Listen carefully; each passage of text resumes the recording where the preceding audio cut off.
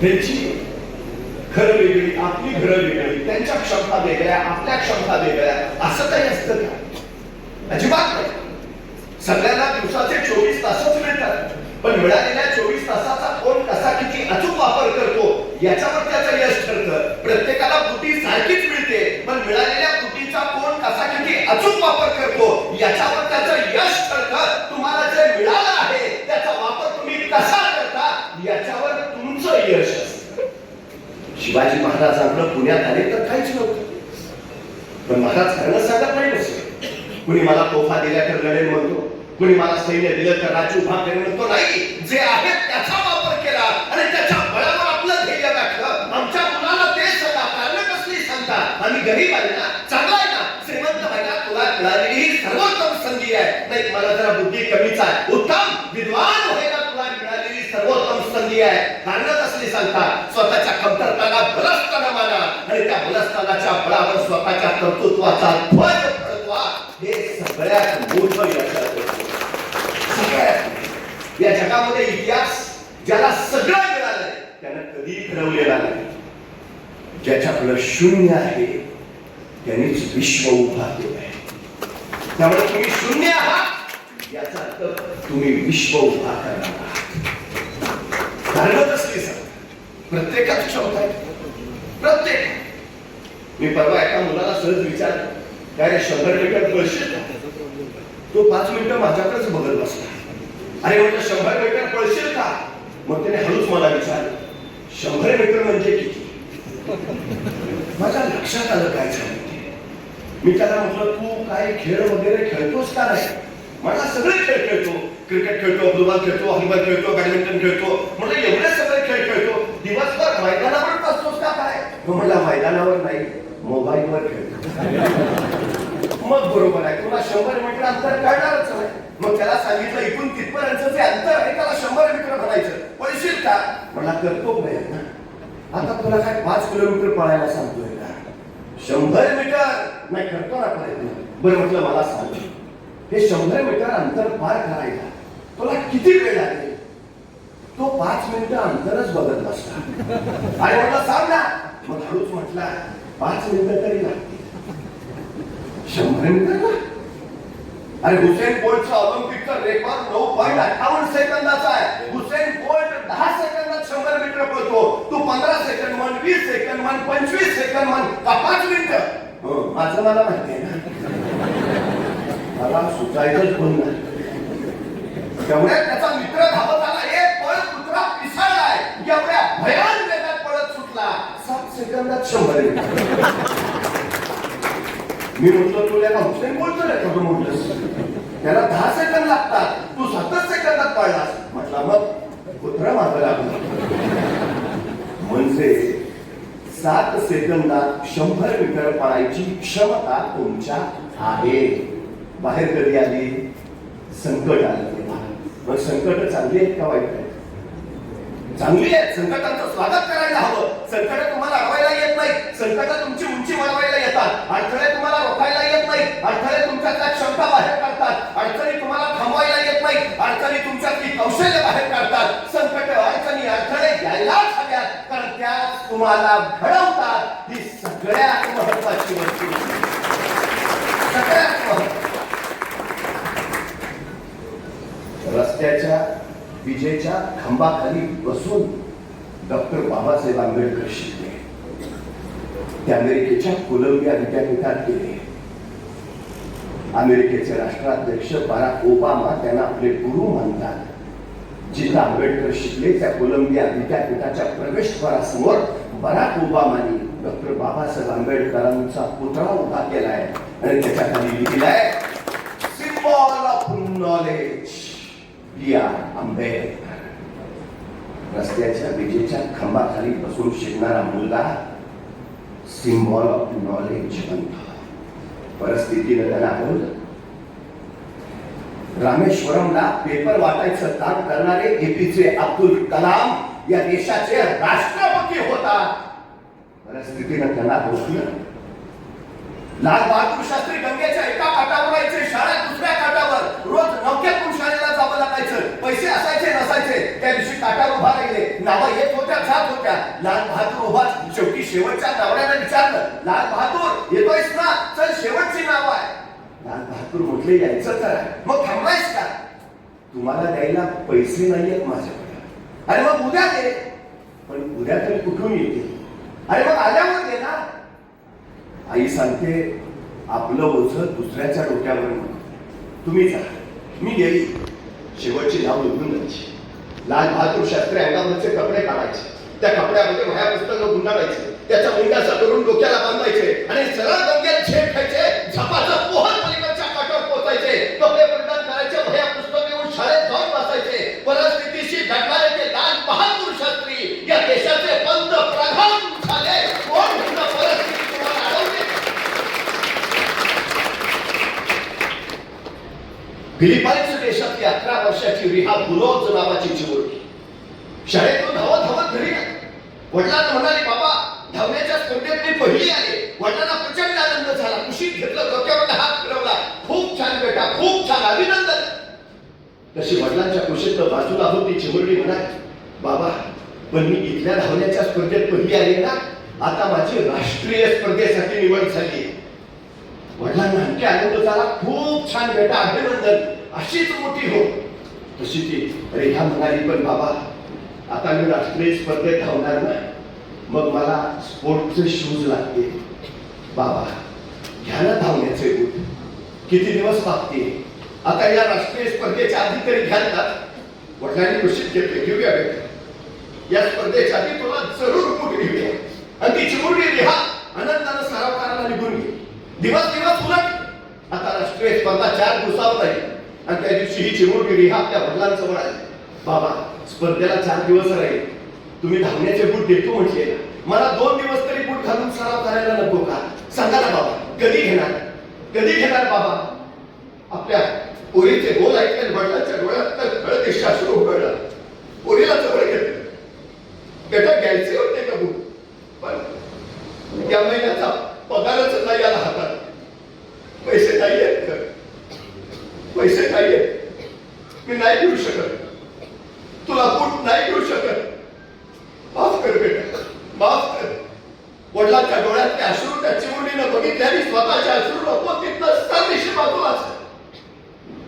मग ती अशी नाही म्हणाली, मला बूट नाही का?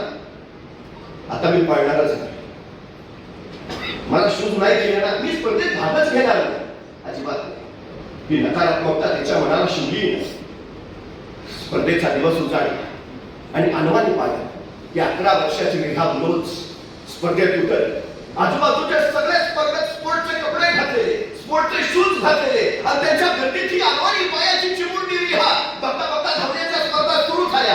एका रेषेत सगळे स्पर्धक उभा राहिले. त्याच रेषेची रिहा बुलोज झाली. अचानक तिचं लक्ष सगळ्या स्पर्धकांच्या पायाकडे गेलं. प्रत्येकाच्या पायात स्पोर्टचे शूज होते. तिनं स्वतःच्या पायाकडे बघितलं. अनवाणी पाय. क्षणभर काय वाटलं कुणास ठाऊक, सरकन बाजूला झाली आणि जखमेवर बांधायच्या पट्ट्या तिनं स्वतःच्या पायावर बुटासारख्या बांधल्या आणि त्या पट्ट्यांवर लिहिलं NIK, नाईके. जण नाईकेचे शूज तिला घातले आणि ती स्पर्धेला उभा राहिली. बघता बघता स्पर्धा सुरू झाली. बेफाम पूर्णपणे सुटली. रिहा पळतीये, पाय खेचकाळताय, रक्ताळताय, वेदना होताय, पण तिला फक्त तिचं ध्येय दिसतंय. जिंकायचंय, जिंकायचंय, फक्त जिंकायचंय. त्या नपकलेल्या सगळ्या वेदना सोसत ती धावत राहिली. अखेर जिंकली. 100 मीटर, 400 मीटर, 1500 मीटर या तिन्ही स्पर्धेत ती पहिली आली. तिला 3 सुवर्ण पदकं मिळाली. ती रिहा बुलोज सांगते, परफॉर्मन्स बुटावर नसतो, परफॉर्मन्स डोक्यात असतो. तुमच्या पायाला वेग तुमच्या पायातल्या बुटामुळे येत नाही. तुमच्या पायाला वेग तुमच्या बुडातल्या जिद्दीने येतो. जिद्द हवी फक्त ध्येय गाठायची. साधना असोत नसोत, परिस्थिती असेल नसेल, फरक काय पडतो? नाईके कंपनीला या पोरीची ही सगळी कथा कळाली आणि त्या नाईके कंपनीने आणि हा बुलोजला दत्तक घेतला. सगळा खर्च नाईके कंपनी करते. सगळा तुम्ही पूर्ण क्षमतेनं, पूर्ण एकाग्रतेनं आपल्या ध्येयाकडे वाटचाल करायला फक्त सुरुवात करा. सगळी सृष्टी सहकार्य करायला तुमच्या पाठीशी उभा असते. सगळी सृष्टी. छत्रपती शिवाजी महाराजांकडे काय काही 1639 ला महाराजांनी तोरणा केला आणि त्याचवेळी महाराजांची समोरच्या राजगडावर पडली. हे बसव होता म्हणजे घेतला राजगड तर बांधायला हवा, पण बांधायचा तर पैसे हवे. पण होते कुठं महाराजांकडे? महाराज असं म्हटले का, आता घेतला राजगड तर बांधला पाहिजे, बांधायचा तर पैसे हवे. मग आहेत कुठं आपल्याकडं? मग कशाला घ्या, बघू पैसे यायचा म्हटले का महाराज? नाही. महाराज म्हटले पैसे येतील तेव्हा येतील, राजगड घेऊन तर टाकू. महाराजांनी राजगड घेतला आणि त्याचवेळी तोरणाचं बांधकाम चालू असताना महाराजांना सोन्याच्या मोहरांनी भरलेले 6 खंडे सापडले आणि त्या संपत्तीतून महाराजांनी राजगड बांधून पूर्ण केला. महाराज सांगताय तुम्ही सुरुवात करा, जगदंबा आशीर्वाद घेऊन तुमच्या पाठीशी उभा असतो. सुरुवात करा. पोचतो कोण? तो सुरुवात करतो. तो सुरुवात करत नाही, तो पोचत कसा? मला आयएस व्हायचं, सुरुवात तर करा. मला आयपीएस व्हायचं, सुरुवात करा. डॉक्टर, सुरुवात तर करा. मी परवा सायंकाळी मावळतेला रस्त्याने निघालो. एका डोंगराच्या पायथ्याला एक सद्ग्रस्त उभा होता. मी त्याला विचारलं, का थांबताय? म्हटलं, नाही, डोंगरावर जायचं आहे. म्हटलं, जा ना मग. नाही, अंधार आहे ना. मग मी माझ्या हातातला कंदील त्याला दिला. म्हटलं, जा आता. मी घरी निघून आलो. दुसऱ्या दिवशी पहाटे 5 वाजता मी त्याच रस्त्याने निघालो होतो. पहाटे तो सद्ग्रस्त तिथंच मला दिसला. मी म्हटलं, अरे वा, डोंगरावर जाऊन आला वाटतं. तो म्हटला, नाही, गेलोच नाही. म्हटलं, का? अंधार आहे ना. अरे, तुला रात्री कंदील दिला होता ना. हो, दिला होता ना, पण त्याचा उजेड फक्त माझ्या पायापुरताच पडतोय. मला किती लांब जायचं आहे? अरे भल्या माणसा, तू चालायला सुरुवात कर. उजेड आपोआप तुझ्या पावलाबरोबर सुरुवात कर. जिजाऊ शैक्षणिक संस्था तुमच्या सोबत त्या कंदिलासारखी आहे. पाऊल तर उचला. पुढच्या पावलासाठी उजेड द्यायचं काम ती करतेच. 1670 साली मोगल मराठा संघर्ष प्रचंड वाढला. मोगलांची फौज लाखोची आणि महाराजांची 20,000. आता महाराजांनी काय करावं? त्यांची लाखभर आपली 20,000 डिपॉझिट पण राहणार नाही. कशाला अर्ज भरा? मग महाराज काय नको लढायला? नाही, 20 तर 20 सुरुवात तरी करू. केली सुरुवात महाराजांनी. आणि 1670लाच महाराजांनी प्रबळगड घेतला. प्रबळगडाची पाहणी करायला महाराज पालखीत बसून प्रबळगडाच्या मार्गावरून निघाले. प्रबळगडाच्या एका मार्गावरून पालखीतून जात असतानाच अचानक महाराजांच्या शेऱ्याचं एक टोक तिथल्या बोरीच्या झाडाच्या फांदीच्या काट्यात अडकलं आणि महाराजांना ताण बसला. तसे महाराज सोबत्यांना म्हणाले, पालखी थांबवा. पालखी थांबली आणि महाराज सोबत्यांना म्हणाले, हे बोरीचे झाड आमच्या पुढे जाण्यावर आक्षेप घेते आहे. हे बोरीचे झाड आम्हाला पुढे जाण्यापासून अडवते आहे. हे बोरीचे झाड आम्हाला काही सांगू पाहते आहे. इथे काहीतरी आहे. खणा. माणसं जमायला लागली. बोरीच्या झाडाजवळ खणायला सुरुवात झाली. 5-6 फूट गेले. दगड हिथं सापडली. उकरली. 27 घागरी आणि 4 कढया इतकं सोनं महाराजांना तिथं सापडलं. त्या संपत्तीतनं महाराजांनी शस्त्रसज्ज सैन्य उभा केलं आणि मोगलांच्या विरोधातली लढाई आणखी तीव्र केली. महाराज सांगताय, तुम्ही सुरुवात करा, सगळी सृष्टी तुमच्या पाठीशी उभा राहते. तिथं तर इतकं उलट घडतंय की करावी म्हणून सांबरे साहेब मागो करो. कठीण काय? कठीण काय? तुम्ही एकदा मनातून ठरवलं ना करायचं आहे, बस. या जगामध्ये सोपं आणि कठीण असं काही नसतं. काही नसतं. जी गोष्ट तुम्ही वारंवार करता ती तुमच्यासाठी सोपी, जी तुम्ही करत नाही ती तुमच्यासाठी अवघड. मग अवघड गोष्ट सोपी करायचा एकच मार्ग आहे, अवघड गोष्ट वारंवार वारंवार वारंवार करा, म्हणजे ती आपोआप सोपी होते. आणि सातत्याने केल्यामुळे आपण करू शकतो हा विश्वास येतो. त्या विश्वासातून आत्मविश्वास निर्माण होतो. जिजाऊ शैक्षणिक संस्थेमधून मागच्या वेळी 58 लोक पोलीस म्हणून भरती झाले. 58 कोकणातनं पहिल्यांदा इतक्या संख्येनं मुलं पोलीस मध्ये भरती झाली. ती 58 भरती झाली आणि उरलेल्या 5,000 विश्वास आला. हो सकता है, हो सकता है. केलं म्हणजे विश्वास येतो. तुमच्यातले काही यशस्वी झाले म्हणजे आत्मविश्वास वाढतो आणि हा आत्मविश्वास तयार झाला की या बिलीव्ह सिस्टीम मधनं ऍटिट्यूड तयार होतो. फार महत्वाचा आहे हा ऍटिट्यूड. ऍटिट्यूड म्हणजे दृष्टिकोन. तुमचा दृष्टिकोन कसा आहे त्याच्यावर तुम्ही यशस्वी होणार की अयशस्वी ते करा. आता ऍटिट्यूडचे 4 प्रकार पडतात. ऍटिट्यूडचा पहिला प्रकार आहे झिरो ऍटिट्यूड. ह्या प्रकारची माणसं फार खतरनाक असतात. त्यांना काहीही सांगा त्यांचं उत्तर ठरलेलं असतं. नाही जमणार, नाही जमणारच. बरं ते त्याला जमणार नाही इथपर्यंत मर्यादित नाही. त्याला काही विचारत नाही, कुणालाच जमणार नाही. इम्पॉसिबल, अशक्य. ते झिरो ऍटिट्यूड. काही सांगा. मी कायम सांगतो एखाद्या गावाचा विकास करायचा असेल, समाजाचा विकास करायचा असेल, 4 गोष्टी फार महत्वाच्या. पहिली गोष्ट ज्याच्याकडे पैसा आहे त्यांनी पैसा द्यावा. दुसरी गोष्ट ज्याच्याकडे वेळ आहे त्यांनी वेळ द्यावा. तिसरी गोष्ट ज्याच्याकडे कष्ट आहे त्यांनी कष्ट द्यावे. आणि चौथी गोष्ट ज्याच्याकडे या तिन्हीपैकी काहीच नाही त्यांनी किमान गप राहावे. अडचण पहिल्या तिघांची नसते, वळवळ ज्याच्याकडे काय नाही त्याची जास्त. चळवळ मोडीत करायला कायम पुढे हे झिरो ऍटिट्यूड जमणार नाही. याच्यातला दुसरा प्रकार आहे तो आहे लोअर ऍटिट्यूड. ही माणसं पण भयानक.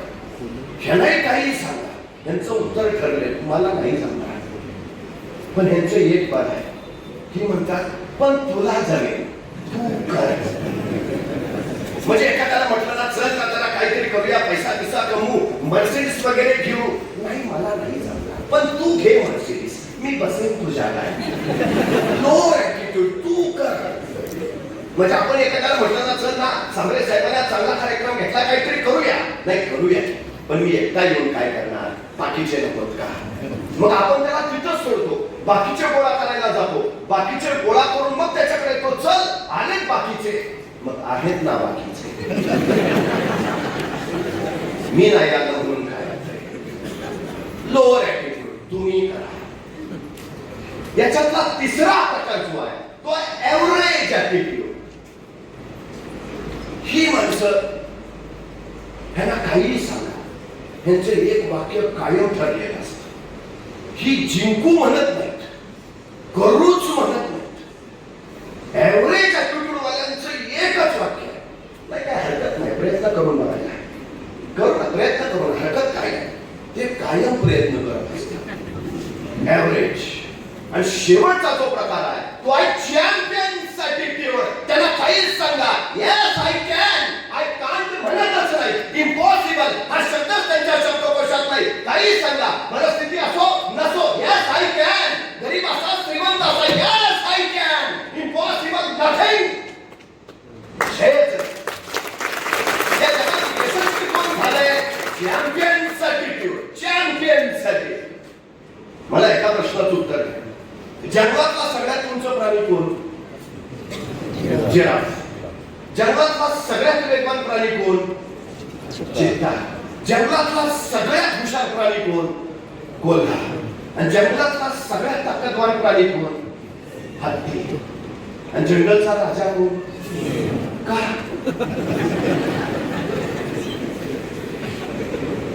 तो काय निवडून आला? काहीच नाही असं. मग सिंह जंगलचा राजा का? तो जिराफासारखा उंच आहे का?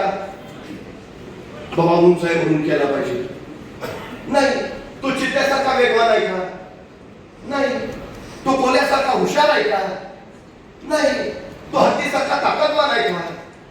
नाही. मग काहीच नाही. मग तरी सिंह राजा का? कुणीतरी सिंहाला विचारतं तू राजा का? सिंह म्हणतो मला वाटतं म्हणून.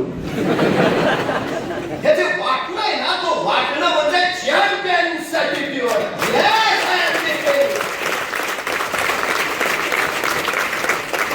तुम्हाला राजा व्हायचं आहे ना, तुम्हाला स्वतःला आधी वाटलं पाहिजे yes I am the king.